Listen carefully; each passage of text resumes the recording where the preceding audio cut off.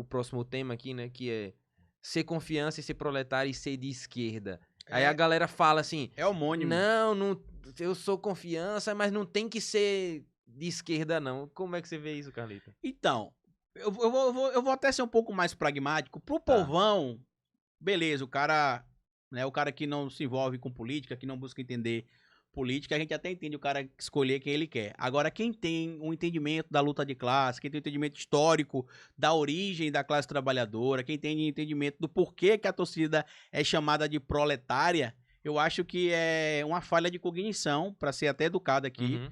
você não querer ser ligado a um movimento de esquerda se enxergando como proletário, porque dentro da luta de classe que a gente fala tem duas categorias, né? O Sim. proletário e o capitalista. Uhum. Então, se você não é o dono da fábrica, você é o peão. Então, você é o trabalhador, você é o proletário. Sim. Então, a não ser que você seja, né, um cara realmente muito, né, rico, seja o dono dos meios de produção, aí você pode até, mesmo fazendo essa distopia aí da classe proletária, beleza, mas como eu tô tentando trazer para vocês aqui também essa questão de a gente deixar o futebol, apesar de a gente falar de política dentro do futebol, a gente tentar entender algumas nuances, em específico da galera que não é tão politizada, beleza. Mas eu acho que é obrigação de quem é politizado fazer essa conexão. Uhum. Tanto que todos meus amigos aqui de Sergipe, que são de esquerda, torcem para os que eu tenho hoje, né? Não Uhum. aqueles outros que eu tinha que Sim. torcer lá pro time. Todos que eu tenho hoje são torcedores do Confiança. E aí, ironicamente, Carlito, o nosso rival usa vermelho, né? E aí Mas o nem tudo é símbolo... perfeito. Então, aí o símbolo, ele se confunde nesse sentido, né? A gente veste azul, mas somos os proletários, né? Mas se for trazer pra cá, aqui pertinho, né? O Cotinguiba também, de Wellington Mangueira, é o time comunista oficialmente, né? É? E também é azul. Não conhecia nessa Oxi, história do Cotinguiba, É não. porque o Cotinguiba é tradicional da família de Wellington Mangueira, que Aham. trabalha no governo há muitos anos, foi perseguido pela ditadura, enfim. E ele... Achei meu segundo time do coração agora aqui, E ele Sergipe. Vai. o Cotinguiba e o CSM, o Maruinense, Sim. são dois times efetivamente comunistas, assim. O Fantasminha lá de Maruim também tem essa raiz. E curiosamente, no caso de lá, eles são alvinegros, mas o Cotinguiba é azul também. Mas a gente precisa lembrar, sabe o que também? Como é o nome daquele rapaz que morreu, acho que no ano passado, que fizeram uma homenagem pra ele no... N- Não, do O da torcedor. torcida, da organizada, Sim, Berinho. Berinho. Né? A torcida tava lá explicando claramente qual que é a importância da torcida organizada em estádio de futebol. Uhum, E uma das coisas é a consciência de classe. sim. E a galera sabe, porque se você tá no estádio de futebol e tem torcida organizada, não é porque os caras que é rico querem que você esteja lá. Porque eles associam, inclusive, a torcida organizada a vandalismo, a depredação, a violência.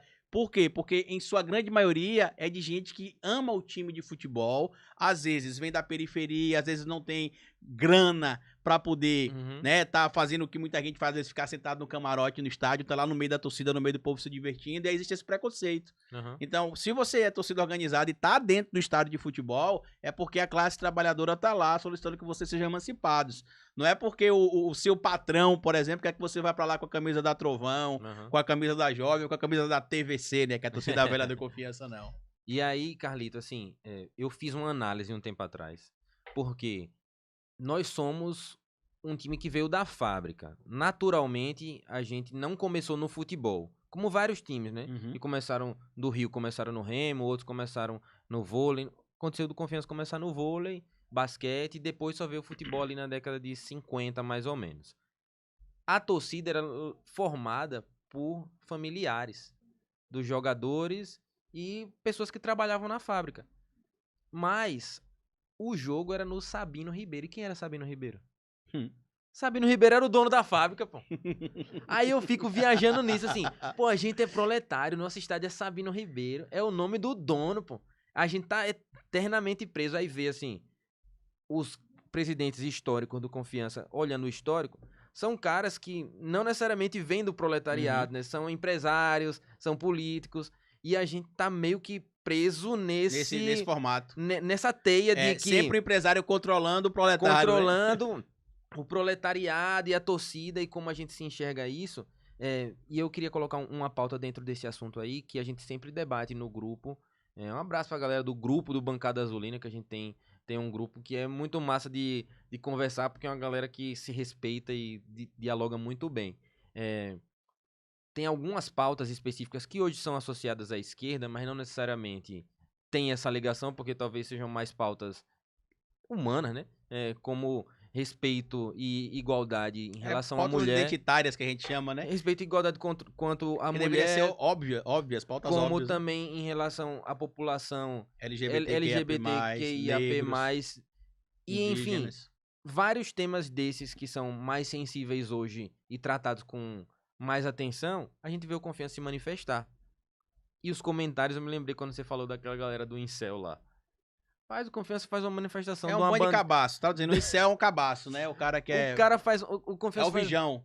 faz uma manifestação de uma bandeira do arco-íris. Meu amigo, vamos se preocupar em jogar bola. E o anúncio do Robinho, o que ama as mulheres, você não lembra não também? Os comentários lá? Sim. Que o pessoal falou, como é que vocês contratam o Robinho? Aí tiveram de botar a foto do Robinho botando, esse é o Robinho que ama as mulheres, né? E não o que abusa O Robinho do bem. das mulheres, né? E aí eu vi alguns comentários desses também, lacração, é muito mimimi, não sei o que. Pô, uma pessoa que relativiza o estupro, né? Dizer que é mimimi. Não, e aí a gente sempre debate nesse tema e fala, né? O cara vê uma bandeira lá do arco-íris, Confiança postou, né? Alguma coisa, Dia Internacional do Combate. Da consciência LGBT, enfim, né? Da luta. Alguma LGBT, coisa posta, aí vem os caras, alguns, né? Comentando. Não, porque isso o time tá precisando jogar mais bola, tem muita mídia e pouca bola. Bicho. Aí vem uma outra coisa que é assim, dia do jogador de futebol, do goleiro. Aí o cara fica calado. Dia da mulher, o cara fica calado. O cara só fala naquilo. Eu tenho um ambiente... Mas sabe assim, o que é isso aí? Eu vou usar de novo um termo mais educado. É falta de cognição. É realmente entendimento do que aquilo representa.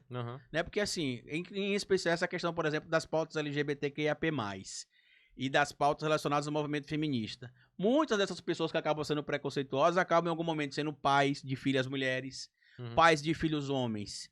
E em alguns casos, pais de filhos homens ou mulheres que são LGBTQIAP+, e que vão passar por esses preconceitos, e aí às vezes ele tem de aprender na marra por que aquele discurso era importante e o entendimento sobre aquela pauta também era importante. Porque eles não querem aceitar às vezes, esse tipo de discussão, porque o que acontece em casa, né? Em casa, às vezes, o pai ou a mãe vê que os filhos acabam tendo interesses fora dos padrões que eles imaginam que eles teriam, por exemplo, e aí ignora por um tempo, aí tem aquele conflito em alguns casos, outros casos tem a boa aceitação, e aí depois que ele vai entender que não era nada daquilo que ele imaginava, que ele idealizou uma coisa diferente do que era, que ele demonizou uma coisa que não existia. Sim. E outra coisa, as sociedades estão mudando. Porque sabe o que é que me choca? O cara fica chocado com a relação homoafetiva. Tá. Mas não se choca, por exemplo, quando tem um escândalo que descobre que o cara tinha 3 famílias, 6 filhos fora do casamento. Daniel Alves, tá tudo certo. Porque esse é o cara que tá na igreja todo dia comungando, botando lá a hóstia na boca, né? Fazendo o sinal da cruz e defendendo Deus, pátria e família. Contra o pessoal que só quer ter o direito de ser respeitado legalmente como todo mundo, porque essa é a discussão. Quem é LGBTQIAP+, a discussão das pautas feministas, a discussão da pauta negra, essas pessoas elas não querem mais direitos, elas querem só que os direitos para elas sejam iguais ao que são para todo mundo. Por exemplo, por que existe uma lei de crime de racismo no Brasil? Porque tem gente que acha que é engraçado cometer crime de racismo, acha que é engraçado chamar o preto de macaco, acha que é engraçado inferiorizar a população preta, parda, indígena. Então você tem que ter leis que chegam e falam, peraí, um dos papéis, inclusive, que a sociedade civil organizada precisa exercer é esse papel da regulamentação. Mas é porque agora tudo é mimimi. Mimimi? Você está sendo agredido, você está sendo violentado. Podcast Bancada Azulina. Alô, torcida